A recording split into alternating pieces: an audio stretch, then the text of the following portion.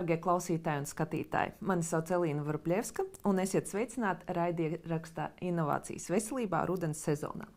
Šodienas sarunas tēma, kā ierasts šo sezonu par un ap finansējumu un budžetu, kas pieejams veselības aprūpei. Šobrīd galvenās politiskās aktualitātes, tā skaitā veselības aprūpē, ir saistīts, protams, ar 2026. gada budžetu un tā izskatīšanu Saeimā. Novembra sākumā Saeima sāka budžeta likumprojektu izskatīšanu un pirmajā lasījumā tas tika atbalstīts. Otrais lasījums gaidāms 3. decembrī. Tam arī pilnīgi noteikti sekosim līdzi. Vienlaikus Veselības ministrijā notika veselības nozares strateģiskās padomes sēde, kurā veselības ministrs Hosams Abumeri iepazīstināja nozari ar 2026. gadā veselības aprūpē plānoto budžetu un arī iezīmēja prioritāro finansējumu izmantošanas virzienus. Starp tiem paliatīvā aprūpe, mātes un bērnu veselības uzlabošana, kā arī zāļu pieejamības uzlabošana. Papildus budžeta jautājumiem padomē tika apspriesta arī kritisko zāļu pieejamības nodrošināšana un rezervju veidošana, kas konceptuāli apstiprināta valdībā. Raidierakstā ar dažādiem viesiem līdz šim esam runājuši par to, ka uz veselības nozaru un veselības aprūpi raugāmies pārsvarā no budžeta izmaksu pozīcijām. Nevis no pozīcijām par to, ka veselības aprūpe un veselības nozara kopumā varētu būt mūsu ceļš uz ilgtspējīgu attīstību tai skaitā. Par valsts prioritātēm 2026. gada budžetā un Saeimas dienas kārtību, kā arī frakcijas progresīvie redzējumi par veselības aprūpi valsts ilgtspējas kontekstā, šajā raidieraksta epizodē runāsim ar Saeimas deputātu, frakcijas progresīvo priekšsēdētāju Andri Šuvājevu. Labdien! Labdien! Pirmais tāds jautājums kopumā ieskicējot, kā jūsu frakcija redz veselības nozari, veselības jomu budžetā, protams, kontekstā ar budžeta diskusijām. Kā ir? Mēs zinām, ka fiskālā uzmanība tomēr šobrīd vairāk pievērsta drošības jautājumiem. Vai jums ir tā sajūta, tas redzējums, ka drošība ir absolūtā prioritāte, vai arī tomēr jūs arī no savas puses redzat, ka arī citām jomām, un it īpaši veselības aprūpē, šeit arī vajadzētu pievērst pietiekoši prioritāru nozīmi un uzmanību? Jā, tātad dažādi slāņi tajā atbildēji būs. Tas pirmkārt, tad, kad progresīvie veidojās kā partija un veselības aprūpe bija viens no galvenajiem tematiem, ar kuru vispār partija veidojās, tieši ar to redzējumu, ka ieguldījumi veselības aprūpē ir ar vislielāko pozitīvo ilgtermiņa ieguvumu. Un nevelti arī toreiz, kad progresīvie veidojās kā partija, bija šīs politiskās diskusijas par divu grozu principu, kas progresīviem likās fundamentāli nepieņemami, par to, ka ir nepieciešama šī vispārējā veselības apdrošināšana ikvienam Latvijas iedzīvotājam, neatkarīgi no nodarbinātības statusa. Tas vienmēr ir bijis partijas identitātes jautājums. Arī tad, kad mēs veidojām valdību koalīciju pirms 2 gadiem, tad veselības ministrija un kopumā līdz ar to visa veselības aprūpe bija viena no tām, kura mūsu ieskatā bija viena no tādām prioritātēm, teiksim tā. Viena no tādām sfērām un ministrijām, kuru mēs aktīvi apsvērām kā vienu no potenciālajām tādām, par kurām mēs varētu uzņemties politisko atbildību. Tiesa, mēs arī bijām mazliet norūpējušies par to politisko risku, kas ir bijis vairākās Latvijas valdībās pirms tam. Situācija, kuras veselības ministrija un finanšu ministrija ir atšķirīgu partiju rokās. Ja mēs atkal skatāmies uz jau gandrīz 10 gadu atpakaļ senu vēsturi, kad valdību vadīja Māris Kučinskis un veselības ministra bija Anna Čakša, tās arī bija personas, kas bija no vienas partijas, un kopumā līdz ar to tā politiskā spriedze ap veselības finansējumu bija ievērojami zemāka. Bija iespēja arī attiecīgi lūgt Eiropas Savienībā atkāpi saistībā ar deficītu un līdz ar to potenciāli lielāku finansējumu veselībai. Un pirms 2 gadiem veidojot valdību, mēs vērtējām šo risku, bija jau diezgan padziļināts sarunas par tādiem kā finansiāliem nosacījumiem, uz kā pamata mēs varētu arī uzņemties politisko atbildību, lai kā tas lēmums toreiz bija citādāks. Ja mēs skatāmies uz šo gadu, tad neapšaubām. Mums ne tikai tāpēc, ka ir aizsardzības ministrija, bet kopumā tas vērtējums par ģeopolitisko situāciju ir tāds, ka visi iespējamie līdzekļi, ko mēs varam, viņi šajā brīdī ir jāfokusē aizsardzības nozarē, tīpaši kopš Donalda Trumpa ievēlēšanas ASV prezidenta amatā, kas vienkārši ir mainījis to kopējo pieeju visā NATO austrumu flangā, bet arī plašāk Eiropā attiecībā uz aizsardzības finansēšanu un faktu, ka Latvijai ir jābūt līderei tajā finansējumā.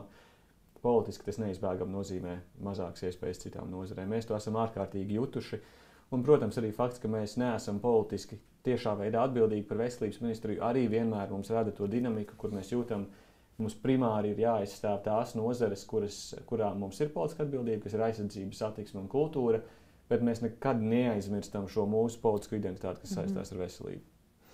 Bet absolūti, protams, piekrītot tam, ko jūs teicāt, un šim te vērtējumam gan par ģeopolitisko situāciju, gan par drošību, bet vai tomēr jūs redzat kaut kādas manevra iespējas,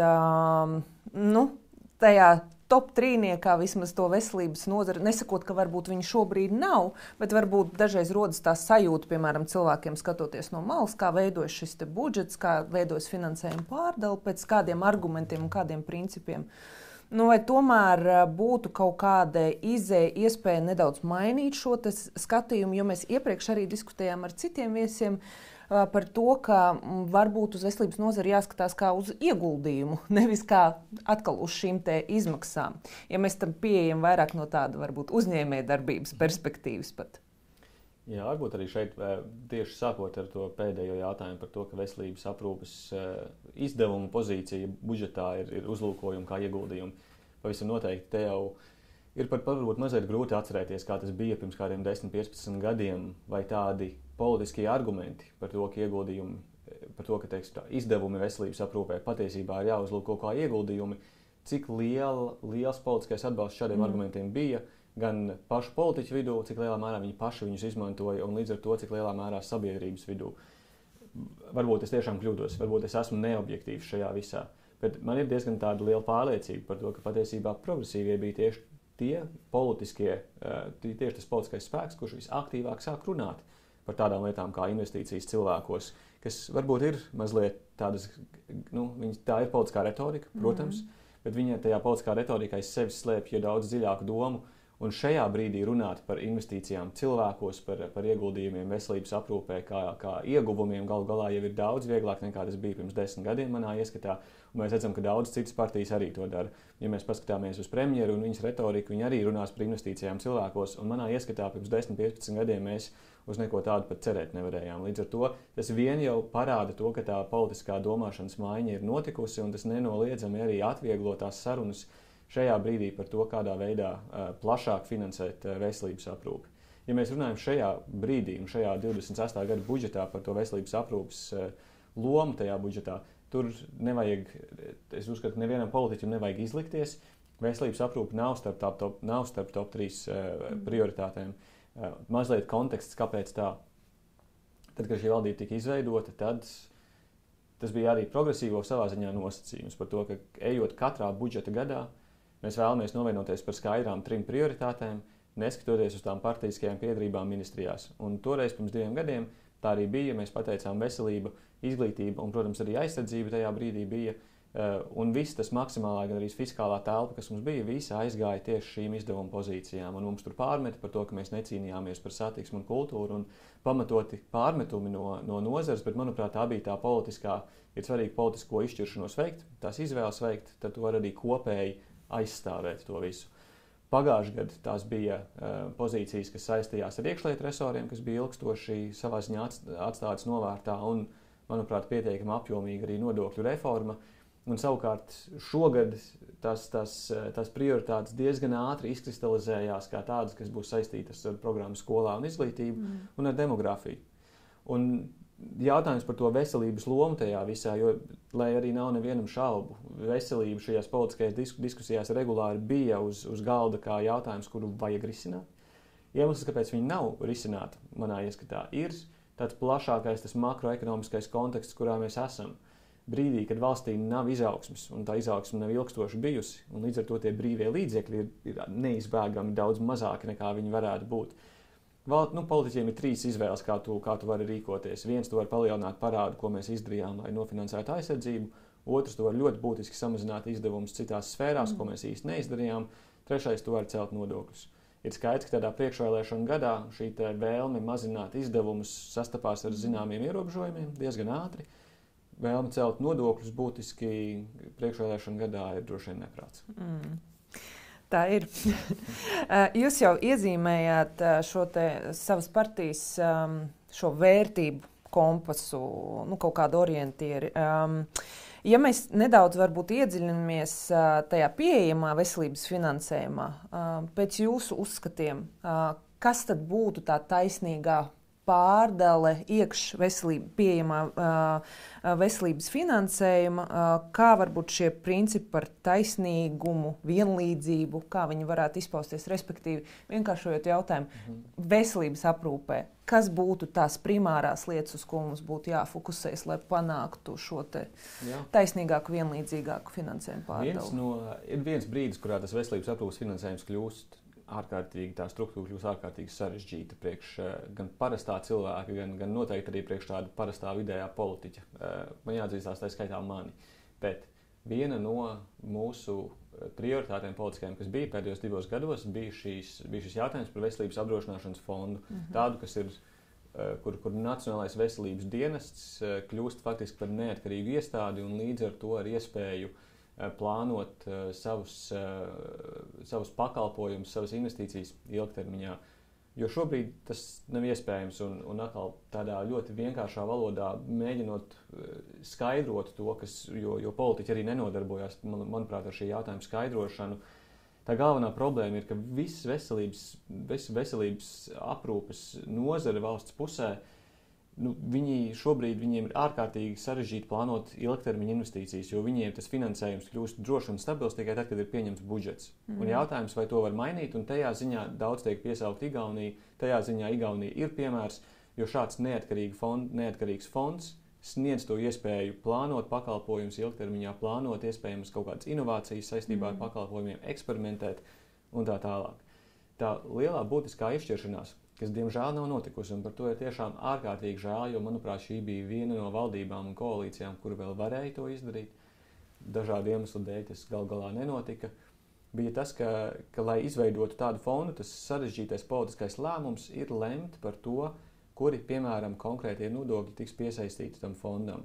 Jo tiklīdz tu, piemēram, pasaki, ka daļa no IIN ieņēmumiem tiks piesaistīti šim veselības fondam, tā tu iezīmē permanentu pastāvīgu daļu katrā no turpmākajiem budžetiem šim konkrētajam fondam, un attiecīgi fonda administrators zina, ar kādu finanšu summu rēķināties neatkarīgi no tā, kurā brīdī valsts pieņem budžetu. Šis nenotika. Un manuprāt, ja šis notiktu, šis būtu bijis pats būtiskākais tas pavērsiena punkts kopumā Latvijas veselības aprūpē, tieši tāpēc, ka tas iedotu skaidru stabilitāti, struktūru, iespēju plānot finansējumu ilgtermiņā. Un tad es ticu arī būtu daudz lielāka atbildība pašā fonda pusē, pārliecināties par to, ka pakalpojumi ir nodrošināti kvalitatīvi pieejami un viņi sasniedz veselības politikas mērķus, lai arī kādus tos mēs nodefinētu. Šajā kontekstā mēs arī, protams, sevi pielīdzinām Eiropai un Eiropas līmenim. Tas ir tas mūsu galvenais atskaites punkts pēc tā, kā mēs mēram, kur tad mēs esam gan attiecībā uz pakalpojumu pieejamību, gan attiecībā uz kvalitatīvu nodzīvoto gadu skaitu un ilgumu. Kā teiksim, uz ko mums būtu arī jāiet, lai mēs būtu, teiksim tā, pašpārliecinātāk, labākās vietās, augstākās vietās arī starp mūsu Eiropas kaimiņiem attiecībā uz to pašu pakalpojumu pieejamību, attiecībā uz to, ka mums ir pieejams tās pašas ārstēšanas iespējas, piemēram, tie paši medikamenti, kas mēs zinām, ka daudz ir pieejami Eiropā, bet, piemēram, Latvijā mums viņi nav pieejami. Tur var būt arī 3 lietas, un viņas pat iespējams nav nemaz tik tādā ziņā sarežģītas vai pat īpaši tādas jaunas no tādas politiskās retorikas. Viens tas ļoti saistās ar iepriekšējiem jautājumiem. Tik ievērojami būtiski atpalikt kopējā nozares finansējumā mēs nedrīkstam, un es saprotu visus argumentus par to, ka esošā struktūra ir neefektīva un iespējams arī ir situācijas, kur un tāds nesenais valsts kontrolas ziņojums par veselības aprūpes finansējumu un dažādiem tarifiem un pakalpojumiem jau apliecina, ka tur tās neefektivitātes pastāv, un viņas pastāv dažādu gan politisku, gan varbūt citu interešu dēļ, un tas vienmēr ir ticis izmantots arguments kā pret to, lai mēs savā ziņā celtu finansējumu šajā brīdī. pat, ja pastāv šādi šķēršļi, kas ir politiski un kur ir dažādas intereses, un tik un tā mēs neizbeigsim no tā, ka tam finansējumam ir jābūt daudz lielākam nekā šajā brīdī, jo mēs redzam, ka tajā brīdī, kad Latvija sāka celt strauji sāka celt veselības finansējumu, tas bija jau atkal pirms aptuveni 10 gadiem. Tajā brīdī jau pakāpeniski patiesībā tie veselības politikas rādītāji arī sāka uzlaboties. Otrs ir noteikti mans jau pieminētais šis veselības apdrošināšanas fonds, jo tas vismaz iedod manā izskatā ļoti skaidru atbildi un struktūru tam, kā šis finansējums plūst pa pilnīgi visu nozari, un līdz ar to politiķiem daudz lielāku iespēju arī vērtēt to, vai ir mērķi īstie, vai finansējums viņus sasniedz vai nesasniedz. Bet trešais tā ir, un tā ir tāda man jāatzīstās pagaidām mazliet tādā vairāk vīzijas līmenī. Manuprāt, Latvijai ir vienmēr bijusi iespēja un joprojām ir iespēja kļūt par nozīmīgu spēlētāju veselības tehnoloģiju jomā. Un, ja mēs skatāmies uz sasaisti ar publisko un privāto sektoru, tad šī ir manā ieskatā acīm redzama. Ir tīpaši ar visu attīstību saistībā ar kopējo mākslīgo intelektu, un mēs arī redzam, ka Latvijā jau tomēr arī ir tādi gan jauni uzņēmumi, gan uzņēmumi, kas ir izauguši un spējuši radīt veselības aprūpes pakalpojumus, kurus var mērogot, kurus var valsts pārvalde pārņemt un ieviest, un kur attiecīgi pašam privātajam sektoram ir ārkārtīgi vērtīgi, ka valsts pārvaldē ir pietiekami liels potenciālais mērogs, lai varētu paņemt konkrētus produktus un pakalpojumus un viņus izaudzēt un pēc tam eksportēt tālāk. Manuprāt, tieši šādā līmenī tās iespējas tur sadarbība ir ārkārtīgi lielas.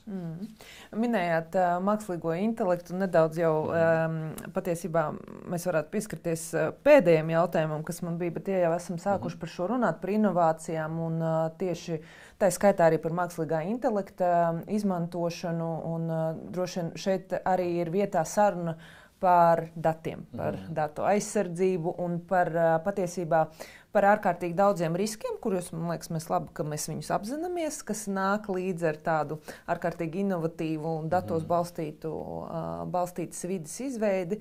Kā mēs varam šo te salāgot, samērogot, lai mēs tomēr inovējam, lai mēs investējam, bet lai dienas beigās es kā pacients, jūs kā pacients, lai mēs justos droši par to, ka mūsu dati netiek nopludināti, vai arī, ka viņi principā tiek aizsargāti. Jā, jums droši vien tas $1,000,000 jautājums, vai droši vien tā galvenā spriedze šajā visā par to, ka dati šeit ir zelts un rūpīgi apiešanās ar šo ārkārtīgi vērtīgo resursu ir izšķiroša tam, lai sabiedrība uzticētos tam pareizajam līdzsvaram starp sabiedrisko un privāto sektoru. Man atbildes droši vien arī īsti nav. Tur es arī nevēlos izlikties, ka man būtu. Tas, kā es par to domātu drīzāk, ir tas, ka šeit ir, kā tas ir noteikti tādās inovāciju jautājumos. Pārsvarā jau privātais sektors spēj skenēt to lauku un identificēt, kas ir tie problēma jautājumi, uz ko cilvēki gan privātajā, gan publiskajā sektorā meklē tās atbildes. Šīs acīm redzam ir viens no tiem, un datu aizsardzības jautājums pats par sevi viņu pat droši vien var nošķirt no veselības aprūpes jautājumu kā tāda, un jāskat, jo viņš jau attiecās uz tik daudzām citām jomām un sfērām, kur Latvijai ir iespējas augt, tā skaitā arī izglītības jomā. Bet es esmu pārliecināts, ka mēs varētu uzskaitīt daudzas citas, ja mēs sāktu skatīties uz to, kā kopumā valsts veido to savstarpējo saskarsmi ar iedzīvotāju, un līdz ar to ar jebkuriem potenciāliem datiem, ko valsts varētu iegūt no iedzīvotājiem un pēc tam izmantot labāku pakalpojumu veidošanā. Es skatītos to droši vien tādā konceptuālā līmenī un skatītos uz tiem risinājumiem, ko var piedāvāt privātais sektors, kurš pat ne tiešā veidā strādā ar veselības sektoru, bet kura risinājumu mēs varam izmantot, lai pēc tam viņu piemērot veselībā. Labi, pievērsīsimies tagad nedaudz nozares organizācijām. Oktobra vidū tika izsūtīta veselības organizācija vēstule valsts amatpersonām, kurā nozares pārstāvē aicināja palielināt šo finansējumu un brīdināja par sabrukumu riskiem. Šī vēstule arī izraisīja pietiekoši plašu rezonanci mēdījos. Kā jūs vērtējat šo soli no tāda aspekta, ka vai šādas kopīgas nozares balsis spēja reāli ietekmēt budžeta diskusijas parlamentā? Vai viņi šajā brīdī, kad tiek lēmts par finansējumu, vai šis ir spēlētājs, vai šis ir faktors? Ir, noteikti ir. Te atkal varbūt tādas divas daļas. Tīri tāds mans politiski analītisks novērojums. veselības nozarei savā ziņā ārkārtīgi nepaveicās ar faktu par un ap Stambulas konvencijas denoncēšanu. Jo tas paņēma 100% ēteru pēdējās pāris nedēļās. Bet tieši tajā Stambulas konvencijas jautājumā jau mēs ļoti labi redzējām, cik ļoti tā sabiedrības mobilizācija izmainīja un ietekmēja šī jautājuma politisko virzību. Tā kā man arī strādājot ikdienā parlamentā, nozares organizācijām ir ārkārtīgi liels spēks tajā, it īpaši, ja viņas mobilizējās un ir neatlaidīgas tajā savu prasību virzīšanā un ir neatlaidīgas tajā pieprasot politisko dialogu. Un ticiet man, veselības nozares organizācijas ir tādas, no kurām kurus politiķi ārkārtīgi ciena un respektē tādā izteiksmē, ka viņas neviens neuzdrīkstēsies viņas ignorēt. Un man ir jāsaka, tieši šajā brīdī, kad ir šis Stambulas konvencijas denoncēšanas jautājums risinājies un tagad viņš ir atlikts, šis ir brīdis, kad es jebkuru pilsoniskās sabiedrības organizāciju aicinātu uz aktīvu politisku rīcību, jo šis ir brīdis, kad politiķi ir visvairāk, es pat lietotu vārdu, nobijušies no šādām pilsoniskās sabiedrības organizācijām, jo redz to, kādā veidā viņi var mobilizēt plašāku sabiedrības interešu pārstāvēšanu. Tāpēc šajā gadījumā, zinot vēl septembra vidū, oktobra sākumā, vēl nezinot, kā attīstīsies Stambulas konvencijas jautājums, es noteikti būtu prognozējis, ka tieši veselības jautājums būs viens no top tēmām budžetā. Bet faktiski ir tagad novembra sākums, mēs tikai tagad sākam runāt par budžetu. Un tad jau redzēsim šī mēneša laikā, kura būs tie galvenie problēma temati, bet veselība, es domāju, ka būs viens no tiem.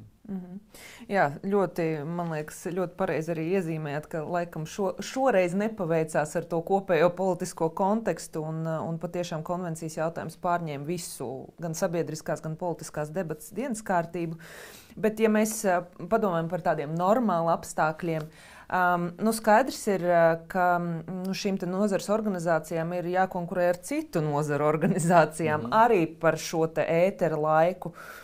Kā jūs redzat, kā varbūt veselības nozara organizācijas, kā viņas izskatās uz kopējā fona un ko varētu darīt, lai varētu audzēt viņu politiskos muskuļus un šīs ietekmes spējas? Jā, no kopējā fona tātad politiķi tomēr savā ziņā diezgan prognozējami, un tīpaši laikā, kad vēlēšanas ir pietiekami regulāri, tādā izteiksmē, ka ja mēs vērtējam, kas ir iedzīvotāju galvenie satraukumi sabiedrībā, tad mēs redzēsim, ka veselības aprūpe ir pašā topā.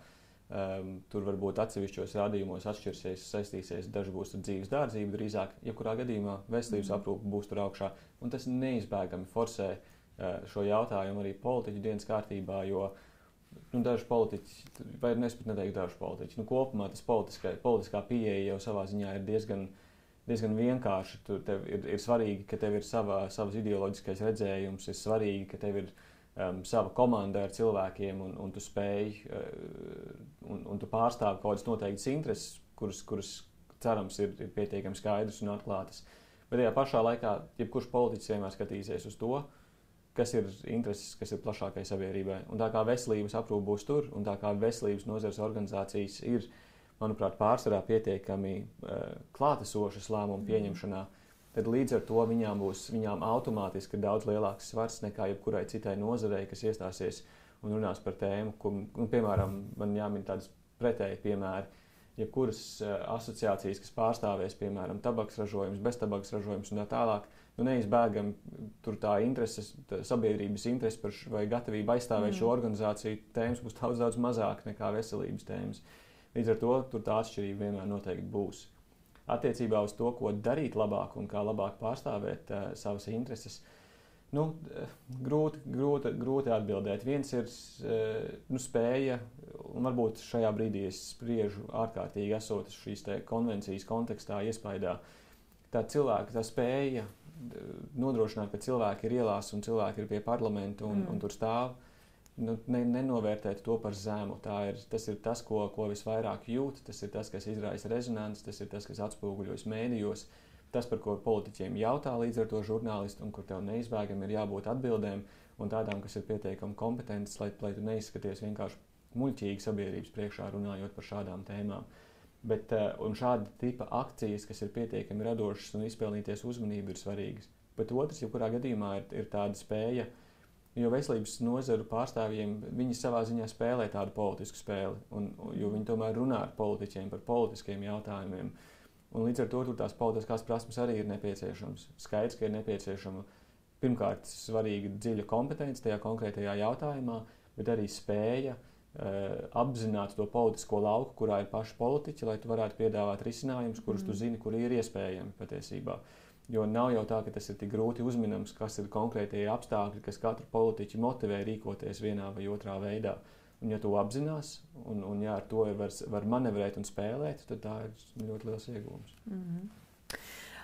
Un noslēdzošais jautājums varbūt pievērsīsimies tādām ārkārtīgi praktiskām, varbūt savā ziņā arī inovatīvām lietām.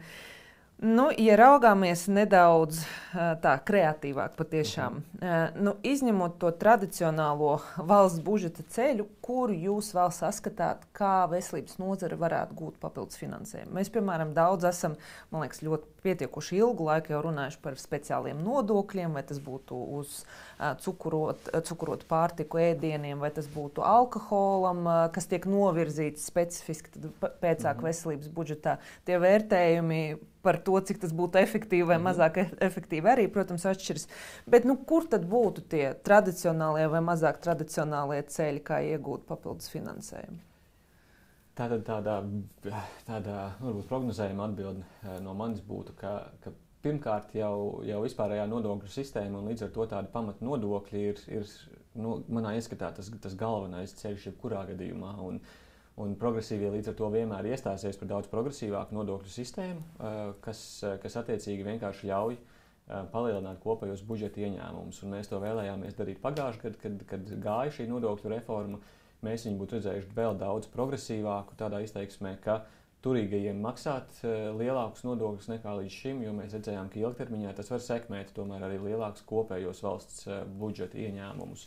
Tā būtu tāda pamatpolitiskā pieeja, kuru mēs noteikti aizstāvēsim visās turpmākajās budžeta sarunās un nodokļu sarunās, kas tur būs.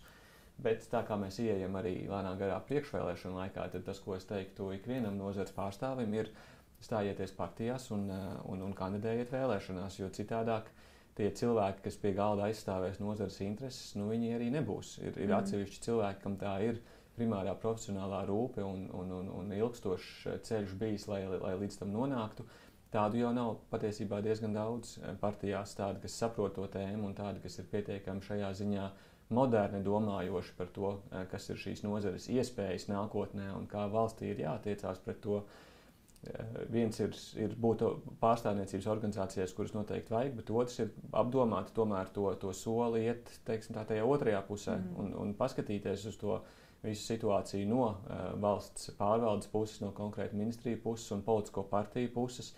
Ieiet varbūt, diemžēl, tādā nepatīkamajā un bieži vien sarežģītajā politiskajā spēlē, bet jo vairāk tādas balss tur ir, jo lielāka iespēja, ka tas finansējums arī būs. Jā.